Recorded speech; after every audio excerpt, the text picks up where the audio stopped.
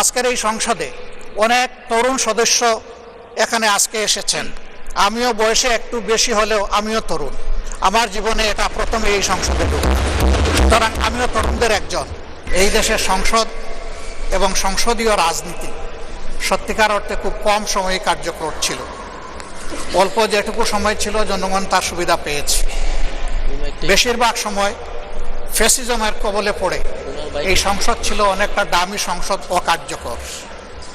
এবং আপনি যে বিরল সম্মানে আজকে ভূষিত হয়েছেন, এই জায়গায় অভিভাবকত্বের দায়িত্ব যারা পালন করেছেন অতীতে, তারা নিজের উপর, সংসদের উপর, দেশবাসীর উপর, গণতন্ত্রের উপর, মানুষের অধিকারের উপর তারা সুবিচার অনেকেই করতে পারেননি। আমরা আশা করি আপনার এই অভিভাবকত্বের জায়গা থেকে, আপনি যদিও একটা দল থেকে নির্বাচিত হয়ে সংসদে এসেছেন, কিন্তু ইতিমধ্যেই আপনি ঘোষণা দিয়েছেন যে আপনি জাতীয়তাবাদী দলের স্থায়ী কমিটির সদস্য পদ থেকে পদত্যাগ করেছেন। এখন আপনি সকলের, আমরা মনে করি আপনার কাছে সরকারি দল এবং বিরোধী দল আলাদা কিছু হবে না।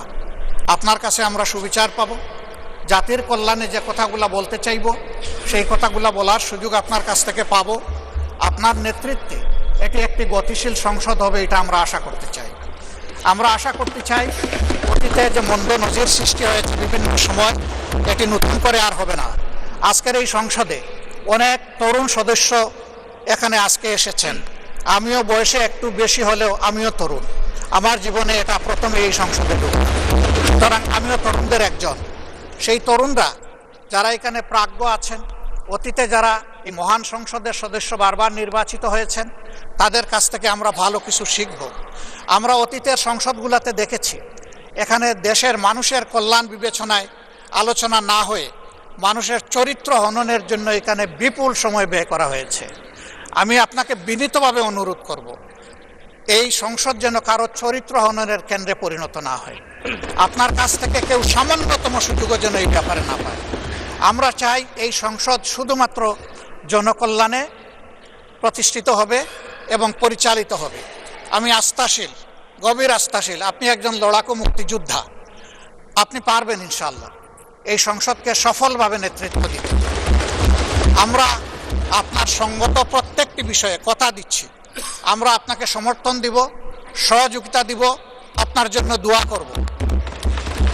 আমরা আপনার কাছ থেকে শুধু ইনসাফ আশা করব। আপনি যদি এই সংসদের উপর ইনসাফ করেন, তাহলে 18 কোটি মানুষের উপর ইনসাফ করা হবে। কারণ রাষ্ট্রের গুরুত্বপূর্ণ 3টি অঙ্গের একটি হচ্ছে সবচেয়ে গুরুত্বপূর্ণ অঙ্গ। এই অঙ্গটা যখন সুস্থ সবলভাবে পরিচালিত হবে, বাকি 2টা অঙ্গ সরাসরি সেইভাবেই কাজ করবে। মাননীয় স্পিকার, আবারও বলি, জুলাইয়ের রক্তের উপর দাঁড়িয়ে এই সংসদ, জুলাইয়ের একটা প্রত্যাশা ছিল, একটা মাত্র স্লোগান ছিল, উই ওয়ান্ট জাস্টিস। আমি আবার এটা এখন উচ্চারণ করলাম, উই ওয়ান্ট জাস্টিস। আপনার মাধ্যমে সমাজের সকল অসঙ্গতি, অন্যায়, অপরাধ, দুর্বৃত্তপনা, এটা রাজনৈতিক হোক, অর্থনৈতিক হোক, সাংস্কৃতিক হোক, এই সবগুলার অবসান ঘটবে এই সংসদকে কেন্দ্র করে। এই প্রত্যাশা ব্যক্ত করে আমি আপনার সুস্বাস্থ্য, দীর্ঘ হায়াত কামনা করছি এবং সফল নেতৃত্ব আমি কামনা করছি, যে আপনি অভিভাবক হিসাবে ইনশাআল্লাহ সফলভাবে নেতৃত্ব দিবেন।